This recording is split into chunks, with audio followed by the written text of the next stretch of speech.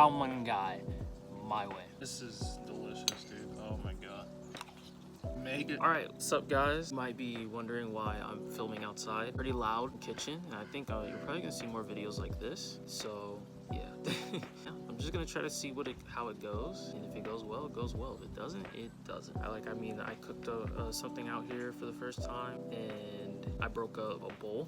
I saw the recipe. Khao Man Gai, not Khao Mok Gai. This is probably one of the most famous and known chicken and rice dishes in Thailand. Yes, the chicken's white. I think one thing people don't realize about Thai cuisine and dishes like these is that they don't appreciate kind of the normal flavor of things. Like, I mean, the sauce is there and that's very strong and tasty. It's not just its flavors, that it's also its textures. Skin brings great texture. People don't like the texture of cooked chicken skin. I mean, people love it crispy, but people don't like it when it's boiled. That chewiness, but it's actually a great texture if you actually accept it. I haven't tried making Hainenese chicken rice yet. At some point, maybe I'll make a video around it. I think this is a good dish. I was making this quite often during my EMT program. It takes a little bit to make. It's delicious. If you wanted, you can poach way more chicken than I have right now. Have like leftover chicken and a decent amount of rice. Like, you can divide your rice up to like 6 servings. I do it 4 servings for myself and kind of eat that for a couple of days as a prepped dish. You know, just heat up the rice and chicken and then add the sauce right after. Let's do this. My knee. I'm gonna start off with the chicken pretty much. I think it should be the first thing you get started. I had 3 green onions. I got the light green part and the white part,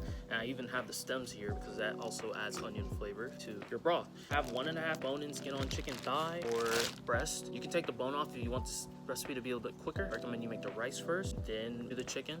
If you go that route, you can just add water and salt, and that's enough because the sauce is so strong and the rice has a really great flavor that you don't really need to add extra to the broth. For me, I'm gonna put chicken broth in here, and even if I just put water, I like to save things and use things, and that water you cook this in is gonna have flavor. That's a chicken broth right there. I'm gonna make an Asian style broth or a broth to go with the dish. Sometimes this dish is eaten with chicken broth to the side. Most people don't have it there, but like, I might as well go for it and use it for other meals. If you can, add a 1/2-inch knob of ginger, ground white pepper. You want to just crack it in a mortar and pestle, or you can take like a pan and just crack and smash it and crack it, or just something hard and add that to the pan. That should be it. Add enough water or chicken broth until your chicken is submerged, and then add 1.5 teaspoons of coarse salt. That's to season the chicken, of course. It gets seasoned internally in that water as it cooks in there more and more. Get that at least to a simmer, like over like medium or medium low, whatever heat, go for it. And then go back to low heat and just simmer the chicken for like 45 minutes. Check with a thermometer if you need to. Bone and skin on chicken thighs. The higher the temperature, around like 180 to 200, the connective tissue start to break down, and that's where it's more tender. Take it out at 165, it's not gonna be that tender. There's no breakdown, connective tissue and stuff like that. That makes it a bit more not tender. I want to show you guys what I'm working with right here. Turn the knob on the propane a little bit, and then just like, yeah. I can't see it, but I would usually do it at night. We're gonna move on to the rice. I feel like when you have a chicken broth, that will make this rice taste way better. Homemade or store-bought unsalted garlic and ginger. Get you around 2 tablespoons of each, or I would get you like a 2-inch knob of ginger, 5 or 6 cloves of garlic, medium large. And what I would do with the ginger, finally mince your ginger. Just because it's got a little bit more moisture than the garlic, it's gonna take a little bit longer to cook. So with the garlic, don't finely mince it, but don't roughly mince it. I would mince it in between the middle. I just wanted to show you guys the garlic real quick, and then I'll get to cooking. Like that. Let's get into it. Forgot to mention something with the chicken. If you have like excess skin on the side, skin that is just flappy out all on its own, take that chicken skin off and add it to your pan. I would thinly slice them. Some people from Thailand don't. They just take it whole and add it into the pan. But get as much fat out as you can. You know, just saute it on like a medium-low heat. Brown the skin too, so that you have like around 2 tablespoons of chicken skin. So like I would get like reserve about 1/4 cup, a little bit over of chicken skin. And that's also gonna add some great chicken flavor to the rice. It's also gonna be what you use to toast it. Also ups the flavor of the rice as well. But for me, I usually reserve a bunch of chicken skin. I'll like cook down some chicken skin as a snack, and I'll have this extra chicken fat. 2 tablespoons. Add your ginger and garlic over like medium or medium high. I like to go in between it. I don't want it to burn. Aromatics are known for burning quite quickly, like garlic and ginger. Kind of slowly do it so that everything heats up at the same rate and browns at the same rate. Usually that doesn't happen here. As long as you got some of the pieces browning, then that's good good enough. That's gonna add enough flavor to the dish, and also infusing the oil with the garlic ginger flavor just in general here. But constantly stir, by the way, too. I guess one more note I'm gonna say on this: if you try to brown all the pieces that already brown, you know, in the beginning stage, like those pieces are gonna burn while everything else is brown. And burnt garlic is not a great flavor. It makes everything bitter and too strong. And then you would get ready to add your 1.5 cups of jasmine rice. I hope you buy some jasmine rice. Use regular long grain rice if you want. Wash your rice, wash your rice, wash your rice. See, I got a couple of pieces browning in there. I'm gonna take a risk here and brown a little bit more. I'm going for that flavor. Your garlic and ginger can go from golden brown to burnt really fast, so just be careful. Got a good amount of brown in there, so I'm gonna add the rice and stuff. I'm gonna stir fry this, so like as high as I can go. Constantly mix this. You wanna toast this rice. When you rinse the rice, of course not all the water's gonna come off. Dry out the rice, and then you want to get that toast. This can take up to like 1.5 to 2 minutes. Man, cooking outside feels nice, I'm not gonna lie. Dude, this grill here, honestly, I'm gonna see if I can start grilling some food. I mean, I posted like pictures or stories of me like reading a book that's from like of northern Thailand cuisine, where they almost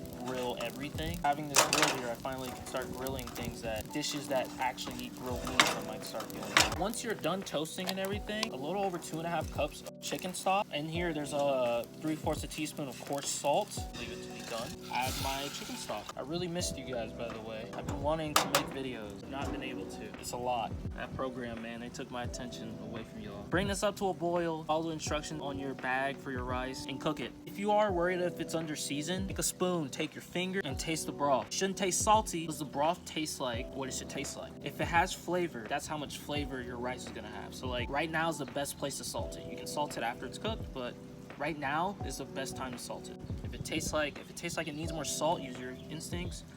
Add more salt. And we're gonna move on to the sauce. This sauce is salty, a little sweet, a little acidic. This is a delicious sauce. It's one of the center parts. I want you to get Thai soybean paste. I forgot the name.